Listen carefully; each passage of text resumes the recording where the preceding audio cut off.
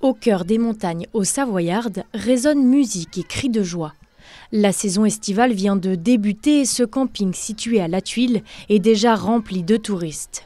Cette année comme toutes les autres, les habitués côtoient les voyageurs de passage. Un avantage pour la co-gérante du site. On est complet jusqu'au 24 août. Après, en août, on va continuer à se remplir, je pense, jusqu'au 31. Après, à la reprise de l'école, ça va être une clientèle différente et on sera quand même moins plein. La saison s'annonce bien d'avance parce que c'est une période qui est prisée, donc qui est réservée longtemps à l'avance. Et on verra cet été si les clients restent en fonction de si vraiment la météo... On va voir, c'est vraiment la météo qui va décider. Peut-être que les personnes écourteront leur séjour parce que la météo fait quand même beaucoup, surtout quand on est en emplacement en temps.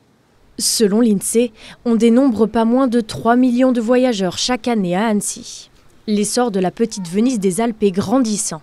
À l'Office de tourisme du lac d'Annecy, on a accueilli depuis janvier près de 70 000 visiteurs. Bonjour Alexandra, est-ce que vous avez un guide de l'été s'il vous plaît? Oui. Bon, ça se passe bien ce matin? Très bien. Pour éviter la surpopulation dans le centre-ville, l'Office tente de répartir les touristes sur tout le territoire. On est maintenant dans un volant de touristes accueillis qui correspond bien à ce qu'on sait faire. Au-delà, ça serait très compliqué. Donc on reste sur une information très qualitative. Si les gens veulent faire de la randonnée, on a notre application via Annecy. S'ils veulent faire des déplacements sans voiture, s'ils veulent faire de la montagne, de la moyenne montagne, de la gastronomie, découvrir le territoire, les produits du terroir, les savoir-faire, le patrimoine. On est très riche aussi en patrimoine. Donc on essaie de diversifier au maximum. Autre initiative qui attire les touristes, les transports en commun sont gratuits tout l'été dans l'agglomération du Grand Annecy.